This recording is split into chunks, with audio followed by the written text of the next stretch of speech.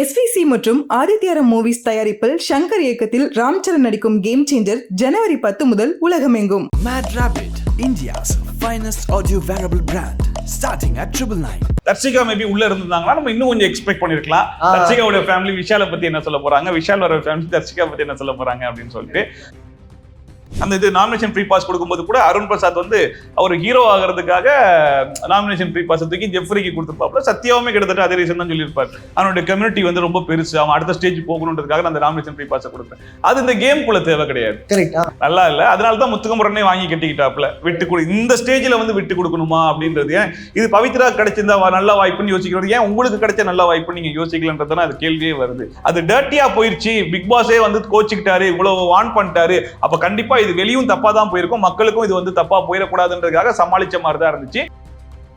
ராணுவ கூட உட்காந்து ரொம்ப ஜாலியா பேசியிருப்பாப்ல. ஆமா என்னப்பா நீ என்ன செட் பண்ணிட்டு வந்த போல இருக்கு, ஃபினாலே வரைக்கும் ஒன்று தூக்கி போயிடுவாங்க போல, அழகா ஓட்டு போட்டேன். ஸோ அந்த பிஆர் ஒர்க்ஸ் நடக்கதான் செய்யுது. அது எல்லாருக்குமே பிஆர் ஒர்க்ஸ் வெளியே நடக்குது, அது பார்த்தாலே தெரியுது. சில மீம்ஸை பார்த்தா தெரியுது ஒரிஜினல் மீம்ஸா இல்லை வந்து பெய்டு மீம்ஸா அப்படின்னு சொல்லிட்டு. நான் ஜாக்லினோட மீம்ஸ் நான் அவ்வளோ பார்க்குறேன். பிஆர்ல மட்டுமே ஜெயிச்சிட முடியுமா அப்படின்னு சொல்லி கேட்டா கன்ஃபார்மா கிடையாது. எனக்கு தெரிஞ்சு நம்மளுடைய ஒரு 80% 90% உள்ள கொடுத்தாதான் பின்னாடி வெளியே பிஆர் பண்ணக்கூடிய ஒர்க்ஸ் வந்து மேபி கொஞ்சம் ஒர்க் ஆகும்னு நினைக்கிறேன். அடுத்தவங்களை அடிச்சு உங்களை பெருசா காட்டுறது கொஞ்சம் டர்ட்டியா இருக்குன்னு பார்த்துக்கோம். டாப் 5 கொஞ்சம் ஒரு மாதிரி டிஃப்ரெண்டா நான் யோசிச்சு வச்சிருக்கேன். அது மாதிரி ஃபினாலேக்கு போறதுதான் யார் நினைக்கிறீங்க? முத்துக்குமரன், தீபக், ஜாக்லின், அதுக்கப்புறம் அருண் பிரசாத் கூட ஓகே. ஆனந்திக்கு ஓட்டு வரலையான்னு கேட்டேன். ஆமா சார் வரலன்றாங்க. உள்ள இருக்க இத்தனை பேருக்கு ஓட்டெல்லாம் வருதான்னு நானே கேட்டேன். அதாவது நான் மக்களின் பிரதிபலிப்பாக தான் இருக்கேன், பட் இருந்தாலும் நான் எனக்கு வேற பவர்லாம் எதுவும் கிடையாது, நான் ஹோஸ்டா மட்டும் தான் இருக்கேன், மற்ற எல்லாமே விஜய் டீம் சொல்லக்கூடிய விஷயத்த மட்டும்தான் நான் பண்ணிட்டு இருக்கேன் அப்படிங்கிறத அவரே ரொம்ப ஓப்பனா சொல்லிட்டாப்ல. எப்படி இப்போ ஃப்ரீ ஸ்டார்ஸ்க்கு ஆரம்பிச்ச உடனே எல்லாருக்குமே இந்த வாரம் கண்டென்ட் வந்து டிஃபால்ட்டா வந்துடும். ஸோ கொஞ்சம் ஓவர் ஃப்ளோவாக தான் இருக்கும்னு நினைக்கிறேன். நீங்க யாருக்காக வெயிட் பண்ணிட்டு இருக்கீங்க? எந்த ஒரு ஃபேமிலியை பார்க்கறது வெயிட் பண்ணிட்டு இருக்கீங்க? எஸ், முத்துக்குமரனோட ஃபேமிலி மீட் பண்றது கொஞ்சம் இதாக இருக்கேன். அண்ட் வந்து எஸ், அதுக்கப்புறம் வரிசையா ஜாக்லின் வேற ஸ்பெஷலா ஒரு மென்ஷன் வேற பண்ணிட்டு வந்திருக்காங்க. ஆமா, என் ஃப்ரெண்ட்ஸை சொல்லுங்க, என் ஃப்ரெண்டுக்கு தெரியும் அப்படின்ற மாதிரி. ஸோ அந்த ஃப்ரெண்டு யாரு, அந்த ஃப்ரெண்டு உள்ள வர போறாங்களா அப்படிங்கிறத பாக்குறதுக்கும் கொஞ்சம் அவளா இருக்கு. அண்ட் நிறைய பேர் எக்ஸ்பெக்ட் பண்ணிட்டு இருக்காங்க. அண்ட் விஷால்லாம் வந்து எங்க அப்பா கூட நான் உள்ள வரும்போது பேசல, அண்ட் எங்க அப்பா வந்தா கொஞ்சம் நல்லா இருக்கும் அப்படிங்கிற மாதிரி மென்ஷன் பண்ணியிருக்காங்க. ஸோ அவர் உள்ள வர போறாரா, ஸோ அந்த எமோஷனல் எப்படி இருக்க போகுது அப்படின்ற மாதிரி ஒவ்வொருத்தருக்குள்ள இருக்கக்கூடிய அந்த எமோஷனலான விஷயங்கள் எப்படி இருக்க போகுது அப்படிங்கிற மாதிரி. தர்ஷிகா மேபி உள்ள இருந்தாங்கன்னா நம்ம இன்னும் கொஞ்சம் எக்ஸ்பெக்ட் பண்ணிருக்கலாம். தர்ஷிகாவோட ஃபேமிலி விஷாலை பத்தி என்ன சொல்ல போறாங்க, விஷால் வர ஃபேமிலி தர்ஷிகா பத்தி என்ன சொல்ல போறாங்க அப்படின்னு சொல்லிட்டு. பட் இப்போ விஷால் உள்ள இருக்காப்புல. அண்ட் விஷாலுடைய கேம் வந்து கொஞ்சம் ஸ்பாயில் ஆயிருக்கு. ஐ மீன் தர்ஷிகா ஒரு பக்கம், தர்ஷிகா வெளியே போனதுக்கு அப்புறம் அன்ஷிதா ஒரு பக்கம், அடுத்து சௌந்தர்யா லைன் அப்ல வச்சிருக்காருன்ற மாதிரி அங்கங்க கொஞ்சம் இருக்கு. ஆமா, அன்ஷிதா வெளியே போட்டா கூட அடுத்தது சரி வாமா பழைய பேஷண்ட் போயிடுச்சு புது பேஷண்ட்னு சொல்லிட்டு உடனே அட்மிட் பண்ணலான்ற மாதிரி வச்சிருக்காப்புல. ஸோ அதுக்கு அவங்களுடைய ஃபேமிலி மெம்பர்ஸ் வந்து எப்படி சொல்லிட்டு போறாங்க, நான் சுக்கா தான் சொல்லுவாங்க, தம்பி கொஞ்சம் பாத்துக்கடா அப்படின்ற மாதிரி. ஸோ அந்த அட்வைஸ் எப்படி இருக்க போகுது அப்படிங்கிறதெல்லாம் பாக்குறது கொஞ்சம் அவளா காத்துக்கிட்டு இருக்கோம். ஸோ பார்க்கலாம் எப்படி இருக்குன்றத. ஸோ இந்த வாரம் பிரச்சனை இல்லை, அடுத்த வாரம் டிக்கெட் டு ஃபினாலே அப்படின்னு சொல்லி ஆரம்பிச்சுவாங்க. பட் நீங்க எக்ஸ்பெக்ட் பண்ற டிக்கெட் டு ஃபினாலே வின் பண்றவங்கன்னா நீங்க யார் எதிர்க்கிறீங்க? ஐ மீன் பிசிக்கல் டாஸ்க்லயும் இவங்க கொஞ்சம் ஸ்ட்ராங்கா இருக்காங்க, இவங்க அடிச்சு தூக்குவாங்க அப்படின்னா யார்? டிக்கெட் டு ஃபினாலே பொறுத்த வரைக்கும் எனக்கு வந்து மேபி முத்துக்குமரன் வின் பண்றதுக்கும் நிறைய சான்சஸ் இருக்கலாம்னு நினைக்கிறேன். ராணவ் அவர் கை உடையாம இருந்தா கூட அவர் கொஞ்சம் ராணவ் ட்ரை பண்ணலாம். பட் இப்போ அவர் ராணவ் வந்து கொஞ்சம் பிசிக்கலா கொஞ்சம் வீக்கா இருக்கிறதுனால அவருக்கு வந்து வாய்ப்பு ரொம்ப கம்மி தான். ஸோ அதனால தீபக் அவர் கூட நல்ல பிசிக்கலா ரொம்ப ஸ்ட்ராங்கா தான் இருக்காரு. ஸோ மேபி அவரும் வாய்ப்பு இருக்கு. ஆனா டிக்கெட் டு ஃபினாலே வின் பண்றவங்க யாருமே வின் பண்றது இல்ல அப்படிங்கிறது அவங்களே வேற பேசிக்கிட்டாங்க, உள்ளே உட்காந்து வேற பேசிக்கிட்டாங்க. அப்ப ஜாக்லின் வேற சொல்லியிருப்பாங்க, அப்படி வேற இருக்கா, அப்ப யார் வேணா ஜெயிச்சுக்கோங்க அப்படின்ற மாதிரிலாம். ஜாக்லின் கூட வின் பண்ணலாம். ஜாக்லின் கூட பிசிக்கல் டாஸ்க்கும் வரும்போது கொஞ்சம் நல்லா ஸ்ட்ராங்கா தான் இருக்காங்க. அண்ட் சொல்ல முடியாது பிசிக்கலா ஸ்ட்ராங்கா இருக்கவங்க தான் அந்த டிக்கெட் டு ஃபினாலே வின் பண்ணுவாங்களா அப்படின்னு சொல்ல முடியாது. கொஞ்சம் பை லக் இந்த மாதிரி கூட ஆகலாம். அண்ட் அதுல கூட கொஞ்சம் பாலிடிக்ஸ் நடக்கலாம் உள்ள ஏதாச்சும் ஒரு கேம்ல அப்படின்னு சொல்லிட்டு சப்போர்ட் மூலமா யாரும் வரலாம். ரயன் கூட சில டைம்ஸ் வந்து ரயன் வந்து பிசிக்கல் டாஸ்க்ல அவர் வந்து ஸ்போர்ட்ஸ் மேன் அப்படிங்கிறதுனால அதுல கொஞ்சம் ரொம்ப ஸ்ட்ராங்கா இருக்கிறதுனால மேபி அவர் வின் பண்றது கூட சான்சஸ் இருக்கலாம். திடீர்னு வின் பண்ணி அவர் கூட ஃபினாலே ஏன்னா டாப் 5ல ஒரு பேர்லாம் கிடையவே கிடையாது, இப்போதைக்கு யாரும் சொல்லல. இந்த வாட்டம் நாமினேஷன் ஃப்ரீ பாஸ் வாங்கிட்டாரு, அடுத்த வாரம் டிக்கெட் ஃபினாலேல வின் பண்ணிட்டாருன்னா மேபி அவர் டாப் 5 போயிருவாரு.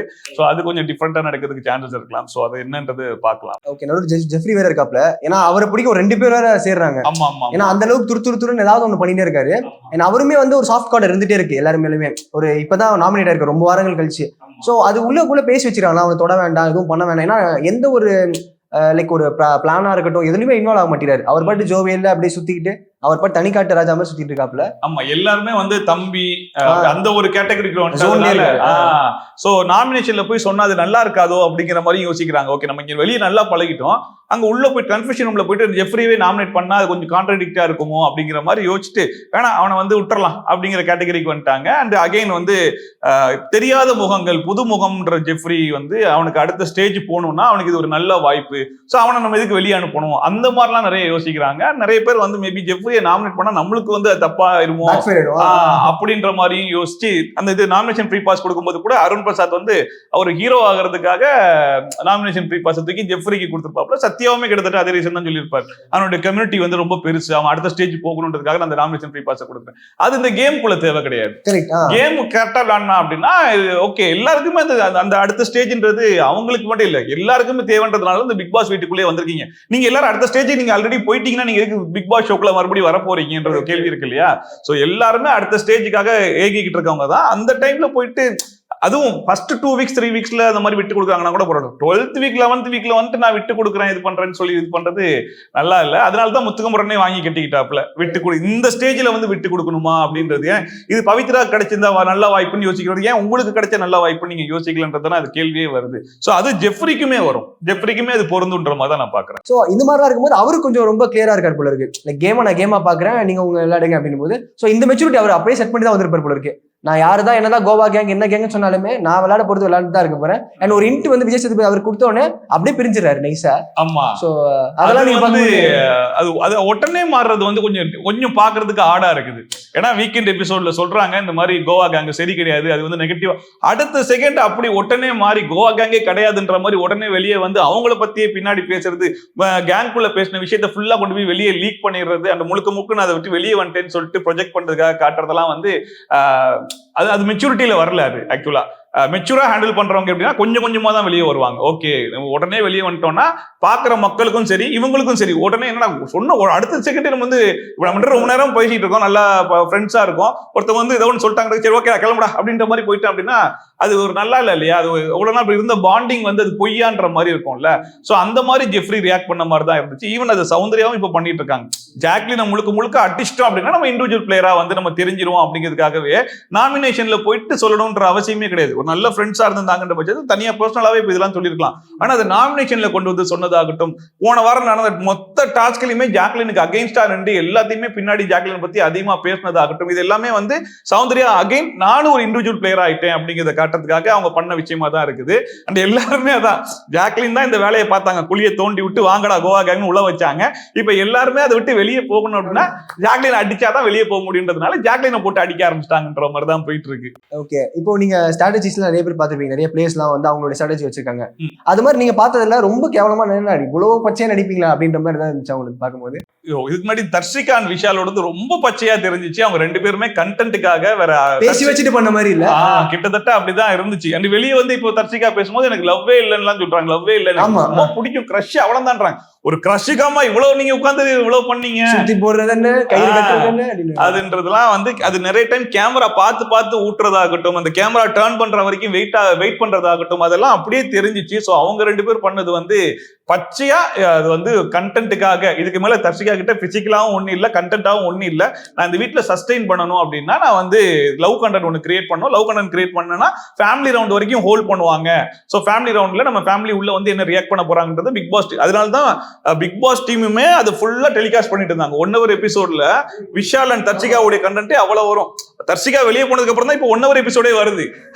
அந்த அளவுக்கு அதை மட்டுமே ஃபோக்கஸ் பண்றது பிக் பாஸ் டீமும் அதை ஃபோக்கஸ் பண்றாங்கன்றது தெரிஞ்சுக்கிட்டு அவங்க பண்ணது வந்து கொஞ்சம் மொக்கையா இருந்த மாதிரி தான் இருந்துச்சு, பச்சையா கிரிஞ்சா தான் இருந்துச்சு.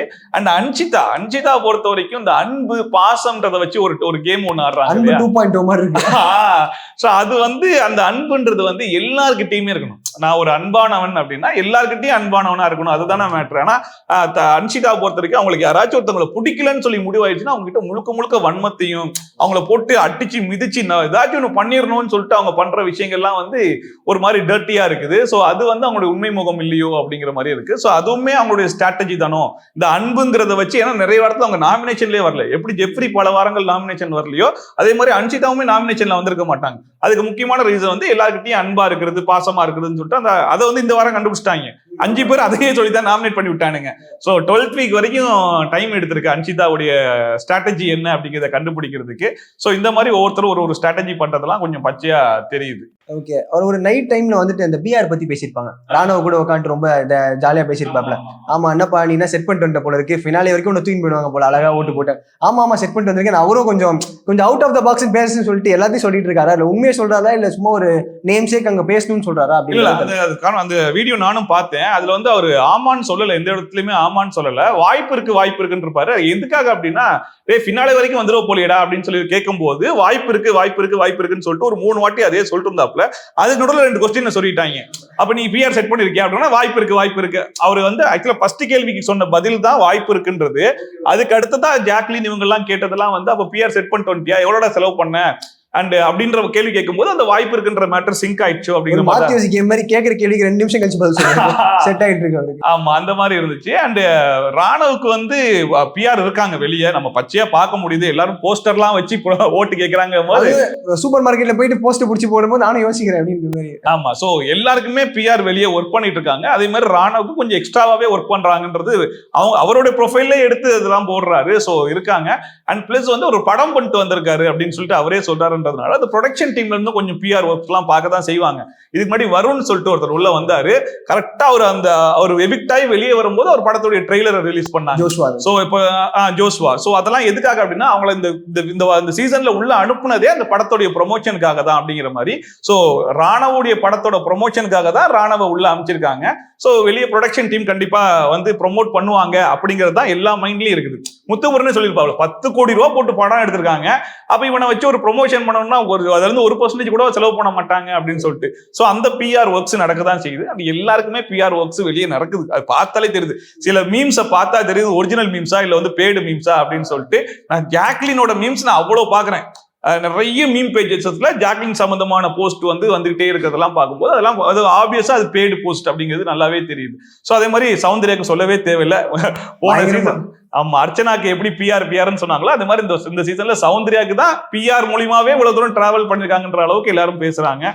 சோ கிட்டத்தட்ட எல்லாருக்குமே பிஆர் இருக்காங்க. அதே மாதிரி ராணுவுக்கு கன்ஃபார்மா இருக்காங்க. அது அவருடைய ப்ரொஃபைல்லே காட்டுறாரு. ஓகே, இப்போ பொதுவா பிக் பாஸ்ன்றது ஒரு நார்மல் ஷோ, ரியாலிட்டி ஷோ இருக்கும்போது ஒரு பிஆர் வச்சுதான் உள்ள போய் நம்ம சஸ்டெயின் ஆகி சர்வை பண்ண முடியும் அப்படின்றது ரொம்ப ஒரு தப்பான எக்ஸாம்பிள் செட் பண்ற மாதிரி இருக்குல்ல. இப்போ ஜெஃப்ரி மாதிரி இருக்கவங்கள அஃபோர்ட் பண்ண முடியாத ஒரு சிச்சுவேஷன்ல எப்படி அவர்லாம் வந்து ஒரு காமன் மேனா உள்ள வந்து ஜெயிக்கிறது அப்படின்ற ஒரு எல்லாருக்குமே ஒரு எட்டாவது கனவா இருக்கும்.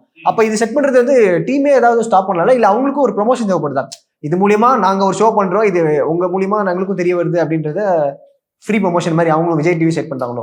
இல்ல அது ஒவ்வொருத்தருமே செட் பண்ணிட்டு தான் போறாங்க. இது எதனால அப்படின்னா இதுக்கு முந்தின சீசன்ல உள்ளவங்க எல்லாம் இதை ஆரம்பிச்சிட்டாங்க. ஓகேவா, இதுக்கு முன்னாடி சீசன்ஸ்ல உள்ளவங்க எல்லாருமே பிஆர் ஒர்க்ஸ் எல்லாம் பண்ணி தான் நான் சஸ்டெயின் ஆனேன் அப்படின்ற மாதிரி பண்ணதுனால இந்த சீசன்ல உள்ள போனவங்க எல்லாரும் கொஞ்சம் ப்ரிப்பேர்டா, ஏன்னா எல்லாருமே எல்லாரோட கான்டாக்ட்ல தான் இருப்பாங்க. சோ அவங்க கிட்ட கேட்கும்போது இந்த டீம் தான் எனக்கு ஹெல்ப் பண்ணாங்க, அந்த டீம் தான் எனக்கு ஹெல்ப் பண்ணாங்கன்னு போது அந்த டீம்ல கான்டாக்ட் பண்ணி எவ்வளவு பேமெண்ட், நான் எத்தனை வாரம் இருக்கணும் அத்தனை வாரத்துக்கு இவ்வளவு பேமெண்ட் பண்ணிக்கலாம், எனக்கு வந்து இப்படிப்பட்ட ப்ரொமோஷன்ஸ் வேணும் அப்படிங்கிற மாதிரி. ஏன்னா எல்லாருமே ஷோ பார்ப்பாங்களான்னு தெரியாது. சில பேர் மீம்ஸ் மட்டுமே ஃபாலோ பண்ணுவாங்க. அந்த மீம்ஸ்ல வந்து ஒருவேளை ஜாக்லினுக்கோ இல்ல முத்துக்குமரனுக்கோ இல்ல வந்து சௌந்தர்யாக்கோ பாசிட்டிவான ஒரு மீம் வருதுன்ற போது சௌந்தர்யா பாசிட்டிவா பண்ணிருக்காங்களா, முத்துக்குமரன் பாசிட்டிவா பண்றாங்களா அப்படின்னு அந்த மீமை மட்டுமே நம்பி ஓட் போடுற ஆட்களும் சில பேர் இருப்பாங்க. சோ அதனால அந்த ஒர்க்ஸ் எல்லாம் வந்து பண்றாங்களோ அப்படிங்கிற மாதிரி இருக்கு. அண்ட் ரியா உள்ள போயிட்டு வெளியே வந்ததுக்கு அப்புறம் சொல்லியிருப்பாங்க, நான் வெளியே வந்ததுக்கு அப்புறம் தான் தெரிஞ்சு எல்லாருமே பிஆர் ஒர்க் பண்ணிருக்காங்க, பேசாம நானும் அந்த வேலையை பார்த்துட்டு போயிருக்கலாம் போல இருக்கு, அவ்வளவு பேர் சொன்னாங்க, நான் தான் கேட்காம உள்ள போயிட்டேன் அப்படின்னு சொல்லிட்டு. சோ போன ஒரே வாரத்துல வெளியே வந்ததுனால எனக்கு பிஆர்னால தான் வெளியே வந்துட்டேன்ற மாதிரி அவங்களும் யோசிக்கிறாங்க. பிஆர்ல மட்டுமே ஜெயிச்சிட முடியுமா அப்படின்னு சொல்லி கேட்டா கன்ஃபார்மா கிடையாது. எனக்கு தெரிஞ்சு நம்மளுடைய ஒரு 80% 90% உள்ள கொடுத்தாதான் பின்னாடி வெளியே பிஆர் பண்ணக்கூடிய ஒர்க்ஸ் வந்து மேபி கொஞ்சம் ஒர்க் ஆகும்னு நினைக்கிறேன். ஸோ பிஆர் அது வந்து மெயினான ஒரு விஷயம் கிடையாது. பட் ஆனால் அவங்களுடைய ப்ரொஃபைலுக்காக அவங்க பண்ணிக்கூட விஷயமா வேணா யூஸ் பண்ணிக்கலாம். ஒரு பூமிங்கா இருக்கும். இந்த ஒரு 3 monthsக்கு வந்து கொஞ்சம் தெரிய வரும். அவங்க பண்ணக்கூடிய ஒரு கியூட்டான மூமெண்ட்டோ இல்ல ஒரு பியூட்டிஃபுல்லான மூமெண்ட்டோ ஒரு நல்ல ஒரு பிசிக்கல் டாஸ்க் விளையாடி இருப்பாங்க, அதெல்லாம் கட் பண்ணி அவங்களுடைய ப்ரொஃபைல்லையோ இதுலயோ போட்டு ப்ரொமோட் பண்ணிக்கிறது கொஞ்சம் நல்லதா இருக்கும்.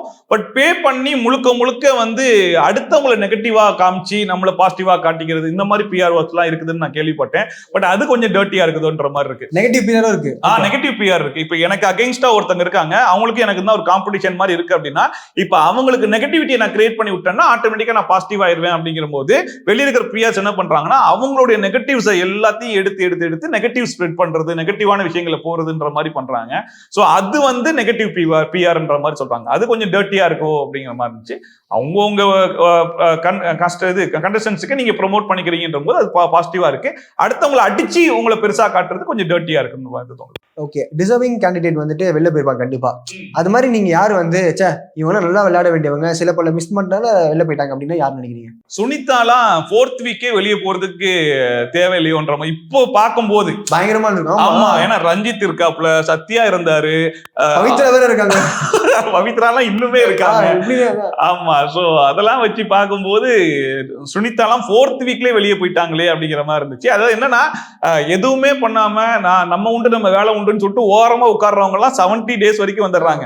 நடுவுல சண்டை போட்டு இது பண்ணி எல்லா கண்டென்ட் எல்லாம் கொடுத்து நான் வந்து வெளியே காமிப்பேன், நான் வந்து இந்த வீட்டுல வந்தா சும்மா இருக்க மாட்டேன், வாங்குற சம்பளத்துக்கு ஏதாச்சும் ஒரு வேலை பார்ப்பேன்ற மாதிரி வேலை பார்க்கறாங்க இல்லையா, அவங்க எல்லாம் என்ன செய்யறாங்கன்னா நெகட்டிவிட்டியை கெயின் பண்ணிட்டு அவங்க வெளியே போயிடுறாங்களோ அப்படிங்கிற மாதிரி இருந்துச்சு.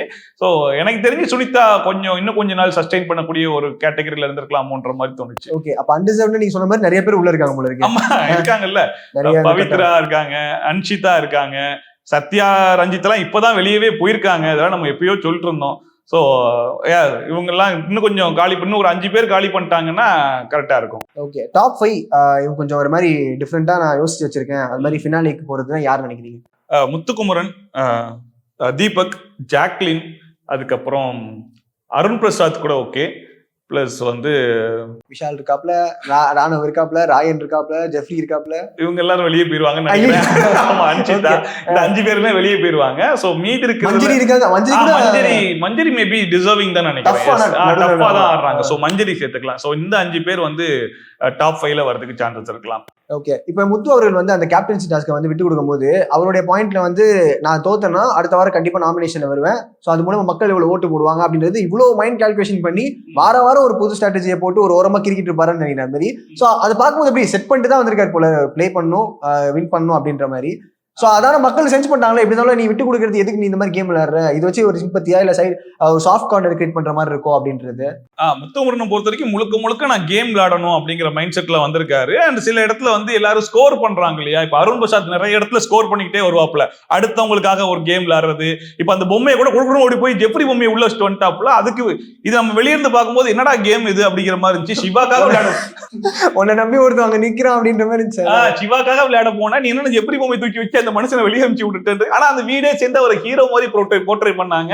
அப்போ முத்துக்குமரன் சொல்லியிருப்பாரு, இது எதுக்கு பண்றாரு அப்படின்னா அந்த மூமெண்ட் கிரியேட் பண்றதுக்கு தான் அப்படிங்கிற மாதிரி.